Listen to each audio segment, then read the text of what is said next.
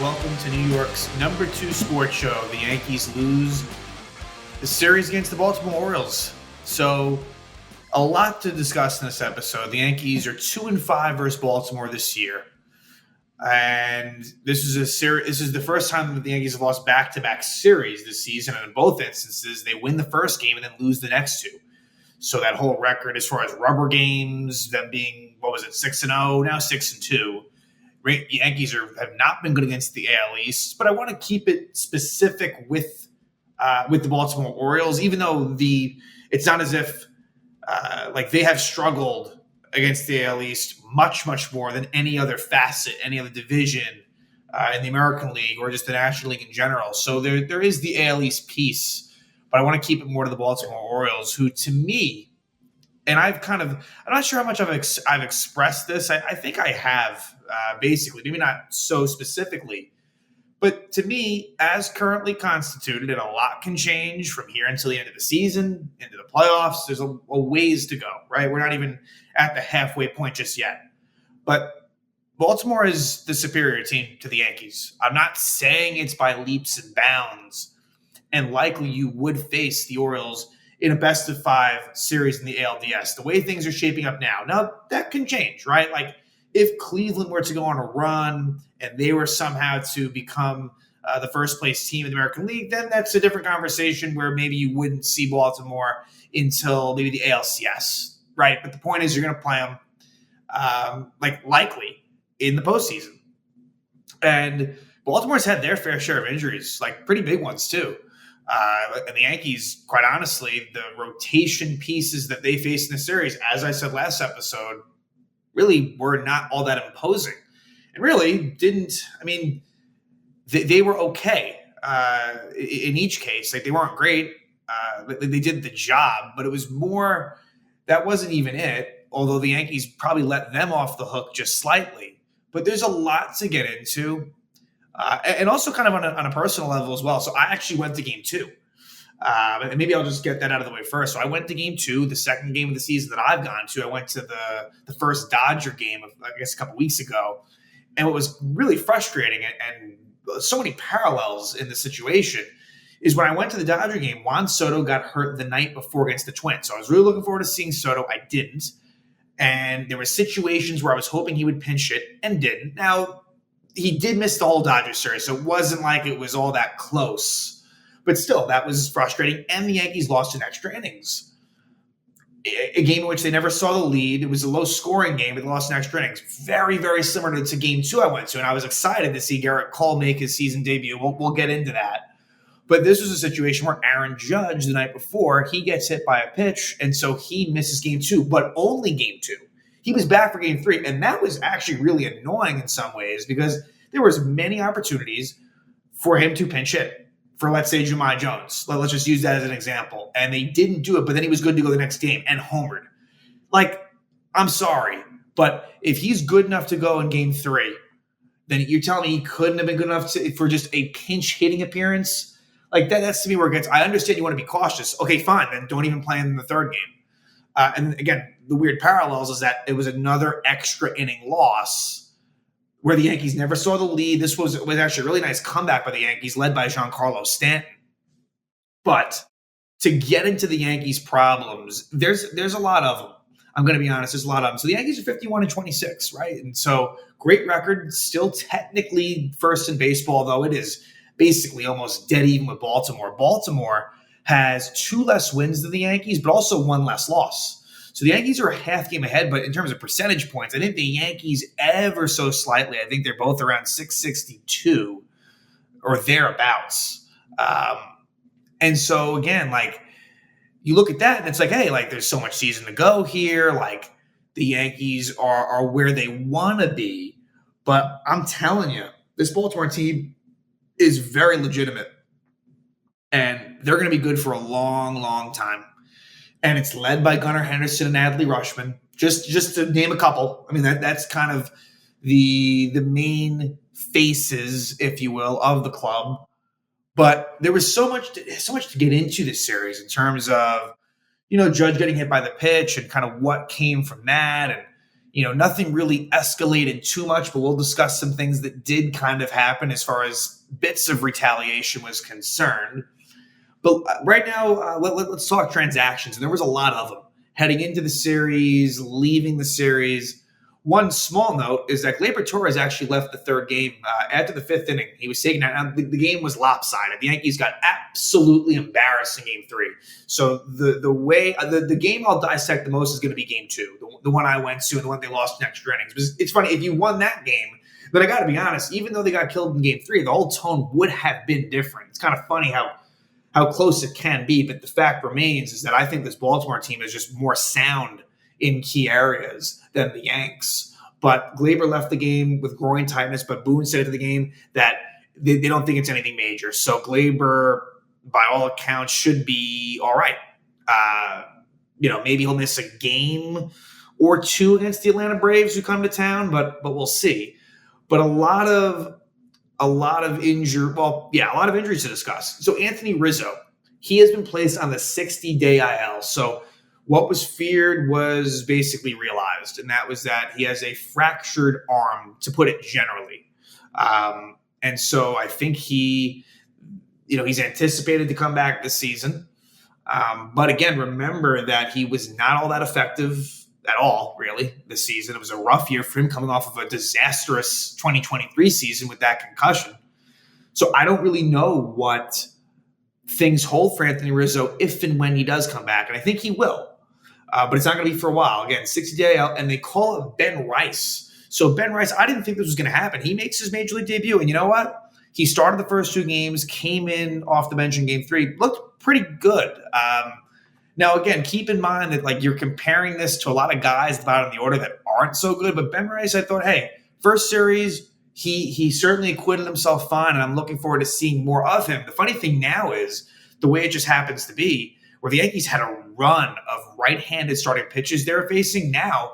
In the Baltimore series, they faced two lefties, and now in the Atlanta series, they're going to face two lefties as well. So unfortunately for Rice, he will probably end up starting maybe two of the three games. But hey, you know what? I thought he put up some okay at-bats when he did face some lefties. So give him a shot and see what happens. He'll have a little bit of a trial run here. So that was one thing. Then you had Ian Hamilton go on the IL with, I think it was termed a lat strain. He's going to be out of the mix for a bit. I think it's no throw for him for 3 to 4 weeks. And again, Hamilton was really struggling. So I'm not surprised that he is off the active roster, whether it had been just, sending him down, if that was even still possible, or like we're seeing with the IL. It was completely ineffective. And so Hamilton will be kind of gone for a bit. Cody Poteet, who we knew with Garrett Cole coming back was going to be off the roster, he ends up going on the IL. I forget what that one was, what the exact injury was there. But for him, the prognosis was a little bit better than for Hamilton. I think for Poteet, it might be more like 2 to 3 weeks of maybe no throw. But by all accounts, it would seem like maybe he'd come back sooner. But again, Poteet, I don't really think at this present moment has much of a role on the club, although the Yankees right now are kind of really looking for any type of arms they can have. And so where to go to next? They did call up Clayton Andrews, the lefty, the smaller statured lefty, although he never came into the game. And then he actually got designated for assignment when it was all said and done. Anthony Misevich, he was called up. Actually, he was not on the 40-man roster. Neither was Ben Rice, by the way. But Misevich came up, actually pitched in Game 2 in the ninth inning, and he didn't really pitch. He didn't allow any runs, but he didn't pitch well. He actually ends up getting sent down. He was sent down after Game 2 because the Yankees actually picked up Tim Hill, who's a lefty who would most be known for being on the San Diego Padres. This season, earlier in the season, he was on the White Sox. Numbers weren't great, and quite honestly, he did not pitch all that well at all in Game 3. But it seems like they're going to give him a shot. For how long, I don't know. And then Ron Marinaccio, who struggled in this series after, Marinaccio got sent down at the series. And look, the Yankees bullpen was completely taxed. And a big reason for that was Luis Gil got shelled in the third game. I mean, really unfortunate. Gil, who lately had not been, he was still good. He was still more than good. And if Gil pitched a gem today, it would have been a situation, right? Like you wouldn't have even thought about like the little minor hiccup, if you will, in the last few starts. But he was obliterated. And so, unfortunately, any thought to him starting the All-Star game, we can put that to rest. Forgetting about like what anyone else is even doing, like it was ugly, very ugly. And so we'll see what his stats are. When we get to game 3, we'll check Luis Seal's stats. But yeah, they had to have gone up quite a bit. So that wasn't good. And then also, Jason Dominguez, pretty bad oblique strain. He's going to be out up to 8 weeks. So not a lot of great news on the injury front. Now, what ends up happening is Garrett Cole returns, so that's good. But he ends up only going 4+ innings, and it was a little disappointing. I was hoping that he would go – that he ended up in the 60 to 65 pitch range. And his last rehab outing, it was 70 pitches. So I'm thinking, all right, like it'll probably be maybe 80. So where he goes 4+, I was hoping to maybe be 5 and even 6 if he was really efficient. Did not go that way. And so I'm not really saying, I mean, I know some people are upset, hey, like why even start him? Like I understand why you would do it against Baltimore, but it is frustrating. And it put the Yankees in a spot where the bullpen is in really rough shape heading into this Braves series, not only in terms of fatigue and just overuse, but they're just not good. This bullpen's not good. Any way you want to slice it, I don't care that they were good for a while this season. On paper, eye tests, not a good bullpen. It's not. They really need to address it at the deadline. And then Aaron Judge gets hit by a pitch. I think it was the left hand, left pinky maybe specifically. And so he ends up leaving game 1 and did not play in game 2, but was good to go in game 3. So again, a lot going on. Let's jump into it. But yeah, this is one of the more deeply thought sort of episodes for me as far as this Yankee-Orioles series goes. You don't want to make too much of it, but I really, really think Baltimore, I don't care what the records say, Baltimore to me is the team to beat in the American League. That much I can see. And Yankees are 2-5 against them. That's unacceptable. That cannot be. Like, that's just not even close to good enough. And Baltimore, the Yankees came very close. They won the first game of the series. The Orioles have not lost a series in the AL East since April of 23, which was a series that was lost against the Yankees. That's domination. That is the team of the division since last season. Just is. And I know they went down early in the playoffs, but hey, who did they go down to? The eventual World Series winning Texas Rangers. So that does age a little bit well for them, even though that was a pretty poor best-of-5 series against Texas for the Orioles. But I really think this team is good and is ascending. Like maybe this may not even necessarily end up being their year, but like it's going to happen at some point. And so, yeah, I don't mean to wax too poetic on Baltimore, but I want to give them their credit because I feel like you think, oh, Baltimore Orioles, like nice little story, but like, what are they? No, this is a legit team. This is a legit team, and that's what happens when you're bad year after year after year. And I don't mean to. This isn't a slight at them, but naturally, you are going to have better draft picks. It is going to allow you to roster better players. And that has happened, and it kind of does remind me a little bit of the Houston Astros. But anyway, game one was mostly positive, although, again, it was kind of surrounded by a cloud of Aaron Judge, and was he okay? Now, he eventually, as we found out, was all right, but he was hit by a pitch, and so Yankees were upset by this, but let's get into it.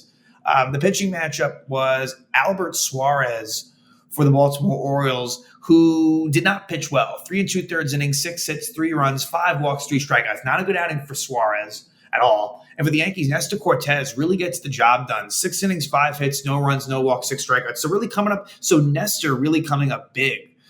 His record improves to 4-5, ERA 3.36. And like we've said, the home road splits for Cortez are drastic and kind of continue to be that way. But hey, he did pretty well at the Royals his last outing. So for Cortez, he is kind of, he's getting better on the season. That's good to see. He really comes up big for the Yanks in game 1.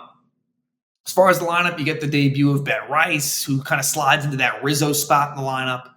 And, Austin Wells behind the plate, which reminds me, with Jose Trevino, it's the Orioles took advantage in game 2. specifically of Trevino's arm, but also blame has to go to the pitchers too for not holding on runners. The Red Sox further exposed a weakness of the Yankees, and I don't know what the solution is, but it's a problem. The ability to steal against the Yankees, I don't know how they fix it, but they need to. So anyway, Wells starts this game. LeMahieu starts at third base. I mean, to go through some of the individuals, I'll do that right here. A good series for Anthony Volpe. Anthony Volpe, kind of on both sides of the ball, I thought looked good. Juan Soto, not so much. Juan Soto, who I absolutely love, offensively and defensively, really not doing what you'd expect. Now, were the walks there? Like, was him getting on base there? Yeah, it was. But I don't even know if Juan Soto, and correct me if I might be wrong, if he had a hit, maybe it was just one. He might have been hitless this series. So Juan Soto, not great. And defensively, was a bit problematic and right. And then Aaron Judge, he was good. I mean, besides him being hurt, surrounding that, he was actually good. But it was very frustrating that he got hit by that pitch. Alex Verdugo, quiet series for him. Not much to speak of offensively, although he made an unbelievably great catch in center field. In game two, Giancarlo Stanton, very good series for Giancarlo Stanton. Which is, he's been, look, he's a bright spot in this 2024 season, no doubt about it. I mean, he's hitting for power. It's not like it's just power, like the batting average is again like around 240, which he's capable of more than that, but also we've seen a lot less than that. So that's been good. Ben Rice, I thought, acquitted himself fine. Gleyber Torres, probably more bad than good for Gleyber.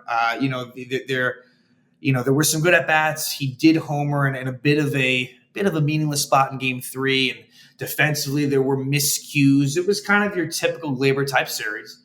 DJ LeMahieu, he ended up still no extra base hits since he's been back. For LeMahieu, I'm concerned. I think, will he get better? He has to than this.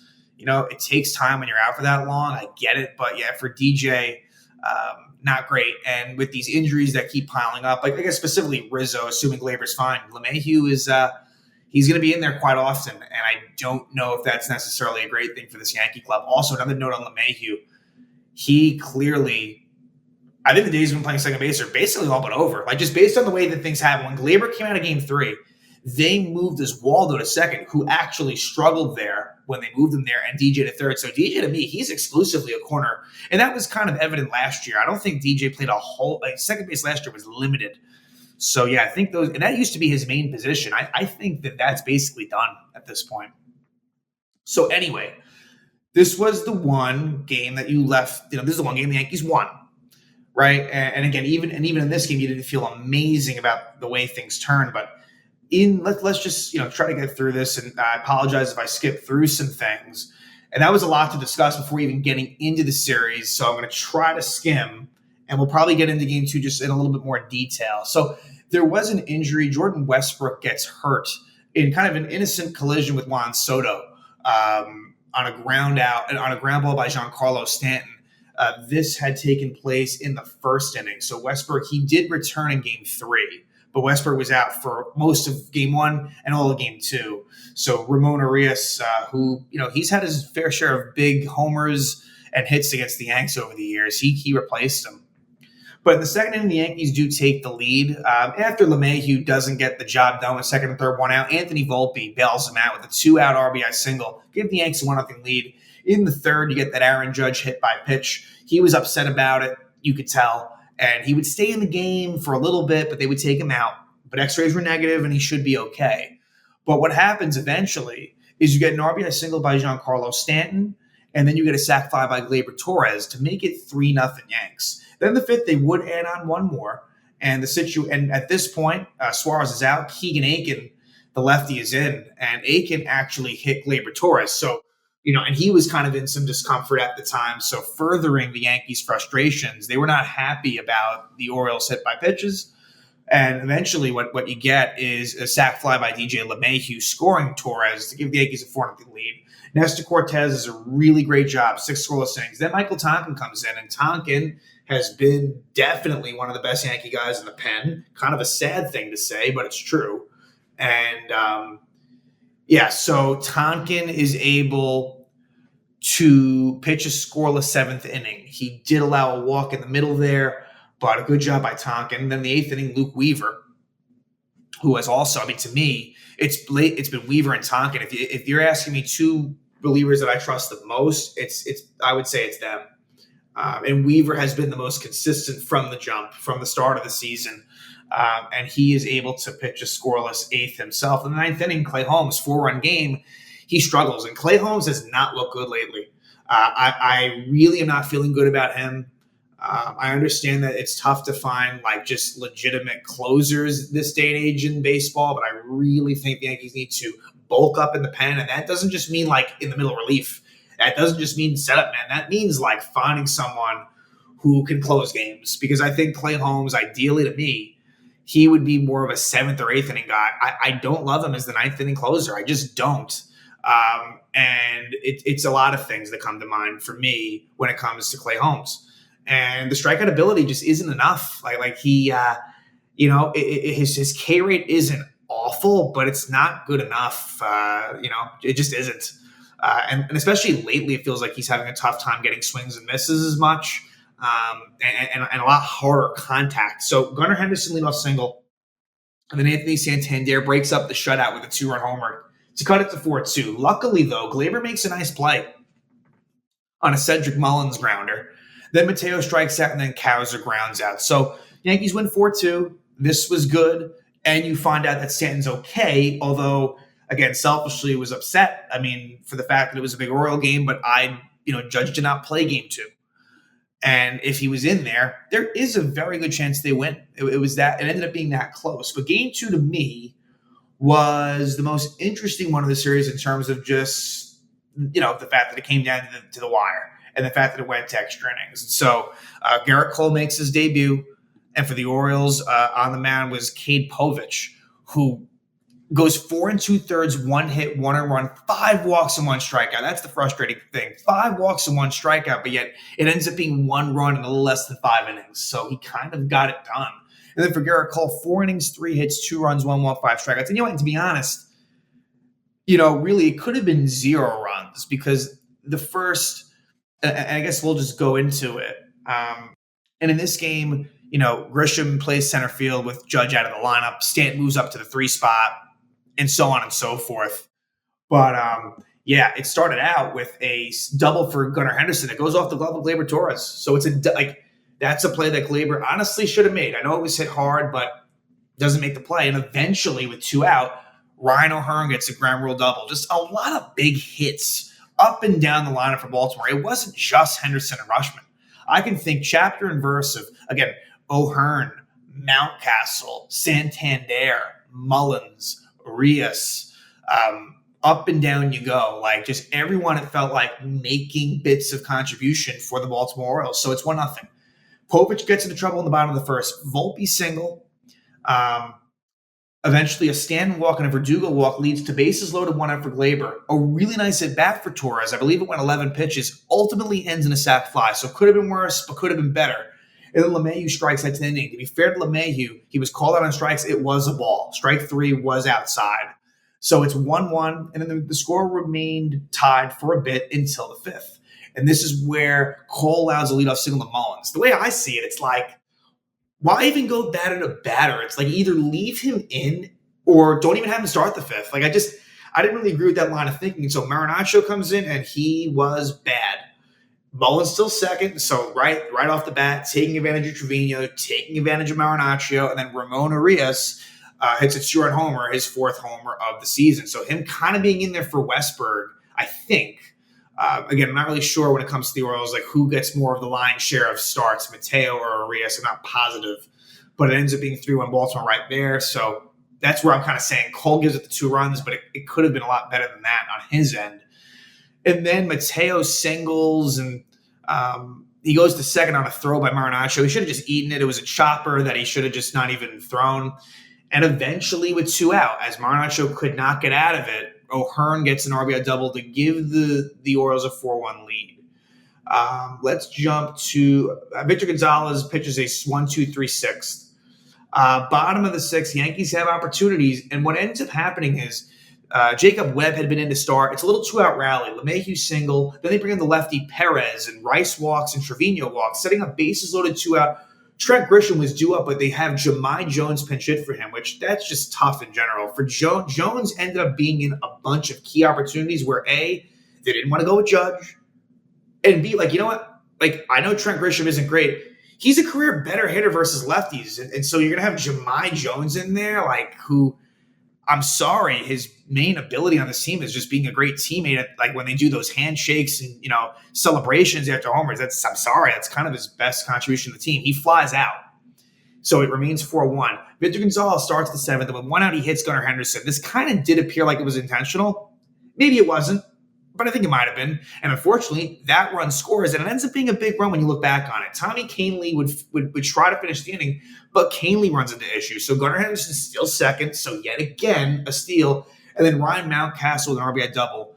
And Juan Soto, to me, kind of misjudged this one, doesn't take a great route, and Mountcastle gives the Orioles a 5-1 lead right there. So that was big. But in the seventh inning, the Yankees strike back. Couple of lucky hits for Volpe and Soto, just softly kind of hit, but it placed in the right way. And so Cano comes in, Yennier Cano, who the Yankees, I think last year, Cano had a really good season last year, but the Yankees had some success.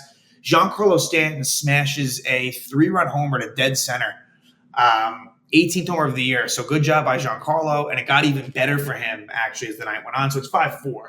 Eventually what happens with one out, and a runner on first, LeMahieu with his prototypical double play. It's frustrating. 5-4-3 double play for DJ. It was hit so softly, but he has no speed, so he couldn't beat it out. Caleb Ferguson pitches a pretty good eighth inning.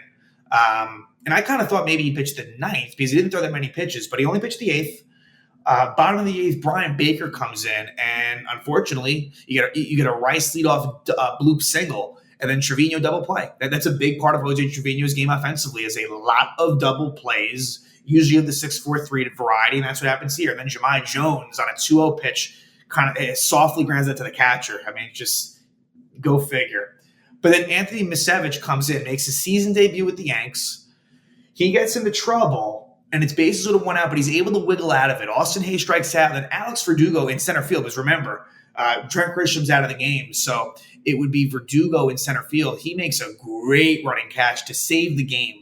Santander, full count, 2 out, big spot, great catch, Verdugo. So we go to the ninth. Greg Kimbrell, the Oriole closer, comes on, and the Yankees get the job done. Anthony Volpe leadoff double. Then Juan Soto flies out and doesn't get the advance. So again, Soto, not a great series, to be honest. And then Giancarlo Stanton absolutely rips, just crushes an RBI single to score Anthony Volpe, who was running on the play. So the Yankees tied up at 5. They would pinch run Giancarlo Stanton with Austin Wells.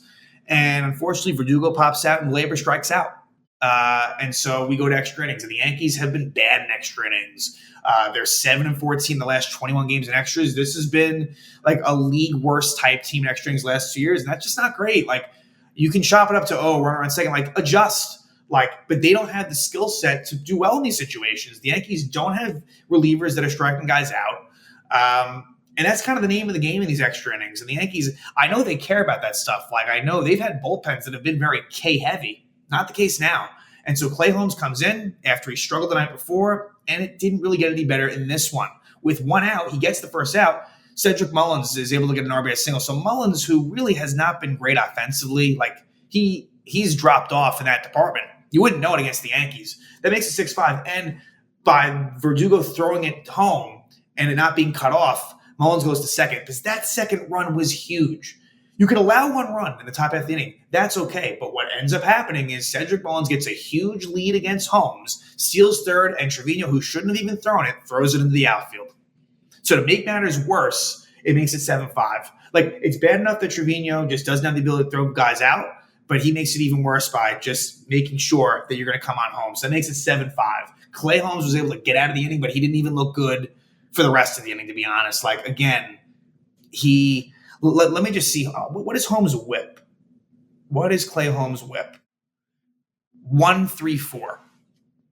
That's not so good. It's below average, and only 30 strikeouts in 32 innings. I'm just saying, like, Clay Holmes has not been good for a while now after a really, really great start. So take that information as you will. We go to the bottom of the 10th, and the Yankees do make it kind of interesting. Dylan Tate, the former Yankee prospect, comes on in. DJ LeMahieu is able to dunk a single in, makes it first and third, no out. And as Waldo Cabrera pinch runs for LeMahieu. So the interesting thing is this: you end up having a Judge not being used, which was frustrating, but whatever. And as Waldo Cabrera and Austin Wells being used as pinch runners, and Jahmai Jones, we're just going to keep on using Jahmai Jones as a hitter. It can't end up that way. I'm sorry. It can't. Like, either you should have left Trent Grisham in or figured something else out. But Ben Rice, then it's a sac fly. It was a nice play by Anthony Santander. And him getting that sac fly was more beneficial for Baltimore. So it makes it 7-6, runner on first. Oswaldo Cabrera tries to steal second, and Adley Rutschman throws him out. And so that's the difference. And I know that they could have maybe called Mateo for blocking second. I'm not going to make a big fuss about it. He was beat by a mile. And so Oswaldo, that is. And Adley Rutschman is able to make the throw to second, like a great throw. And Trevino, it's the opposite. He throws in the outfield. You look at that right alone, nothing else. And that's your difference right there.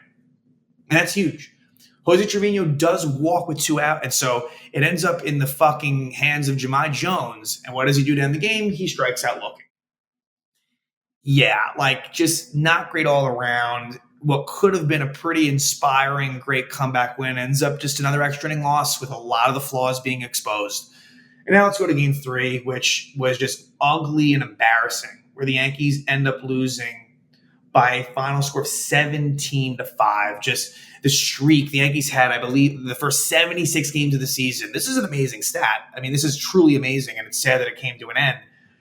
They had their starters go at least 4 innings, which is crazy to think about in so many different ways. I still can't even believe that. I feel like someone should correct me, but I'm pretty sure that's the stat. At least 4 innings for the first 76 games, and Luis Gil was obliterated. So now I'm seeing his record drops to 9-2, and the ERA is now 2.77. That's just too bad, And again, if you looked at that in a nutshell, 9-2, 2.77, fantastic. But he was his numbers were at an otherworldly level. And so it's sad to see it really fall off. He got tattooed. 1 in the 3rd inning, 8 hits, 7 runs, 2 walks, 1 strikeout. It was bad. And there was a hit by pitch. It was as bad as the stat line looks. Just brutal. So Judge is back in the lineup for game 3. Rice out of the starting lineup. Oswaldo starts at third base. DJ starts at first. Trevino in there again.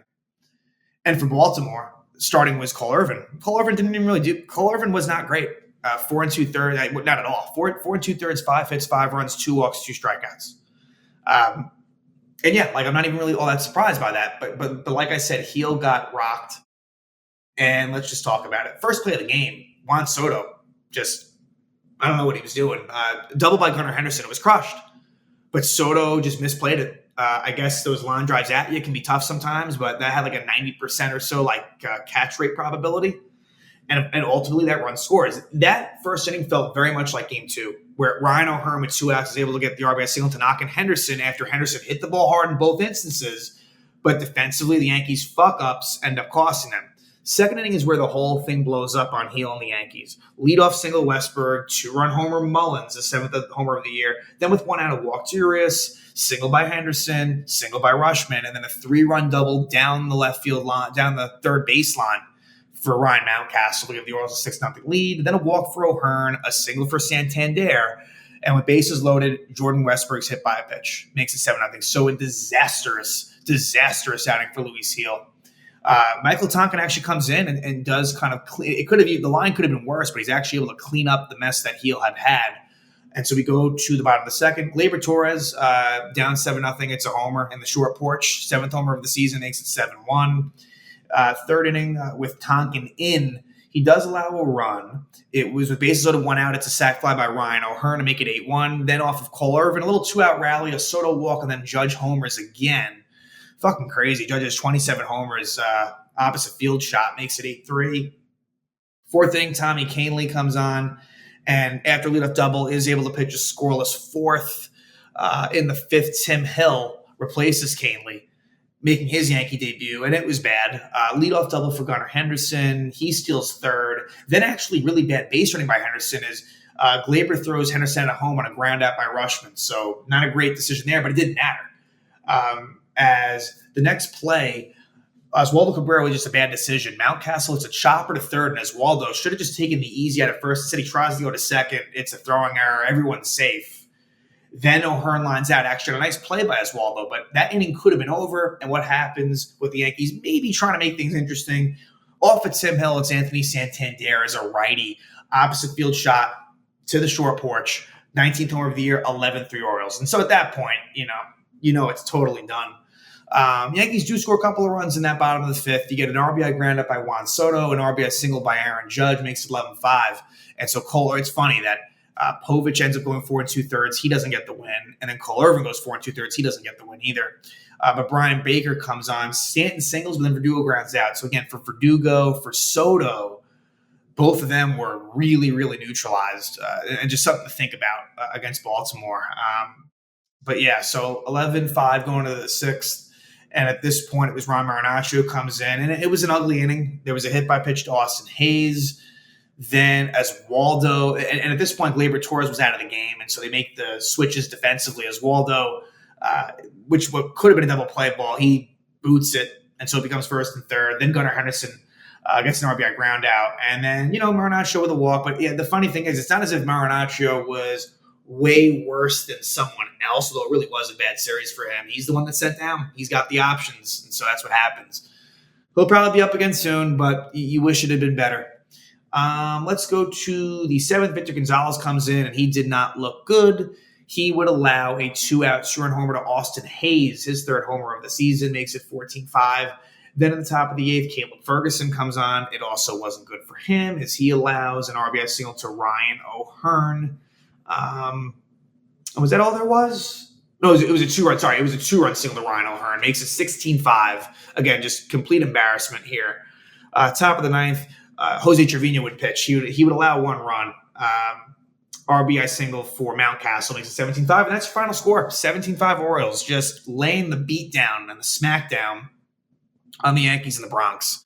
So the Orioles are 49-25, Yankees 51-26, and so now let's just quickly look ahead to the Braves series. And again, just really disappointing what the Yankees have done versus Baltimore. And to me, I think you can see who the better team is.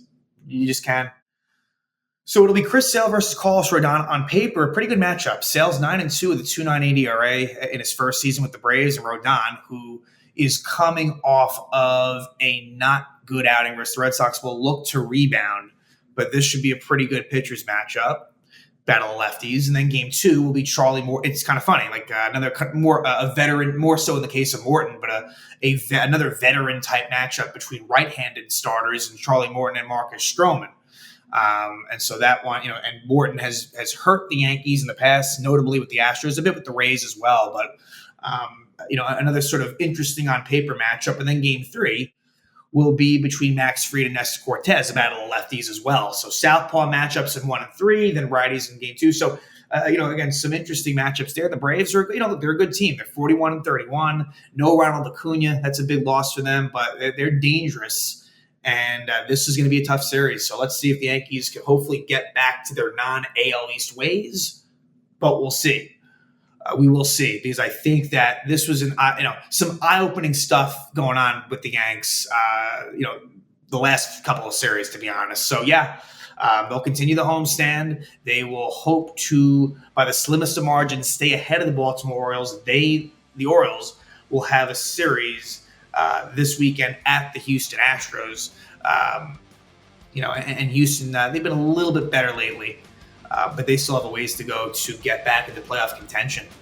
But yeah, so we'll see. Yankees lose another series to the Orioles. They are 2-5 against Baltimore this year, and they are really going to have to clean things up if they want to ultimately finish ahead of the Orioles and last longer than Baltimore.